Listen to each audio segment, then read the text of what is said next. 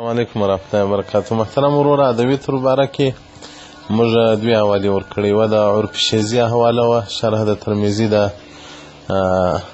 انور شاه کشمیر رحمت الله علیه، او دومه حواله د منهاج سنن وه.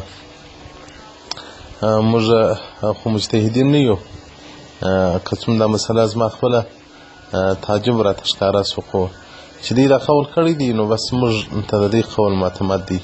هغه حوالې ما ورکړې دي د عرف شیزي و د منهاج سنن. او پاته تراویح عمر اتنو په وخت کې چې شل کتیزه سوی رسول الله صلی الله علیکم بسنتي و سنت خلفای راشدین، نو خلفای راشدین په تاسې زما سنت په تاسو باندې لازم دی او د خلفای راشدینو. نو مذاهب اربعه اجماع د امت، اتفاق د امت پر دې راغلی دی چې شل رکعته دي. نو دا چې اته رکعته کوي هغه اکثره غیر مقلدین خلک کوي. ما مخکې علما که غیر مقلدین وي او که بریولیان وي، که نور بل ځای مسجد پیدا کېدلی سي، نو باید سړی بیا په دې پسې تراویح نه وکړي، نه په دې پسې لمونځ وکړي. باید په مذهبیانو پسې وکړي چې هغه د مذهب مقلدین وي.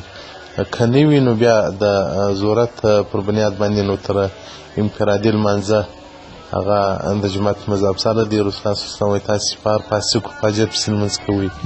نو زموږ فقهای کرام دغسې وایي چې په دغه فرقو پسې لکه غیر مقلدینو، بریولیانو، نور دغه ډول فرقې چې هغه څوک مذهب نه وني، څوک مذهب کې افراط کې مبتدعین وي، نو د ضرورت پر بنیاد چې نور جماعتونه نه وي، نو تر ترک جماعتینو په دې پسې جماعت صحیح دی.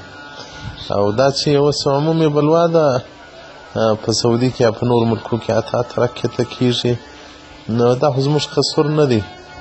خو مخکې ما فرمایل که نور ځای نه پیدا کېږي هلته دې ځکه نه وي، بیا دې اته رکعته په دې پسې په جماعت کوي، نور دې تراویح پوره کوي. او دا شل رکعته تراویح، اته رکعته یا لس رکعته، دا هغه زموږ د سلفیانو په مابینځ کې یو اختلافي مسله هم دغه ده چې مذهب ټول پر دغه باندې دی چې تراویح شل رکعته دي. هغه په صحابه او په اقوالو د صحابه او په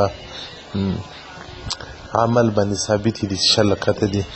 دا چې رسول الله صلی الله علیه وسلم بارک اته رکعته کړي دي یا څلور رکعته کړي دي، هغه په دې وجه باندې چې په جماعت باندې نه دي کړي چې زما پر امت فرض نسي، واجب نسي.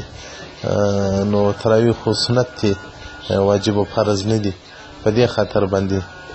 نو دا چې امام ابو حنیفه رحمت الله علیه، امام شافعي رحمت الله علیه، امام مالک رحمت الله علیه، امام احمد رحمت الله علیه دغه شل رکعته منتخب کړي دي چې به، نو زموږ هم پر دغه باندې خبره باندې هم رایه ده، هم عقیده ده، هم مذهب دی چې شل رکعته دي. نو دا چې څوک بیا نه مني، بیا د هغو خلکو کار دی چې نه مني. نو زموږ فتوا او مسله هم دا ده چې که نور مشتانه پیدا کېږي بیا په دې پسې کوئ، اته رکعته نور خپل ځان ته کوئ. والسلام علیکم ورحمة الله وبرکاته.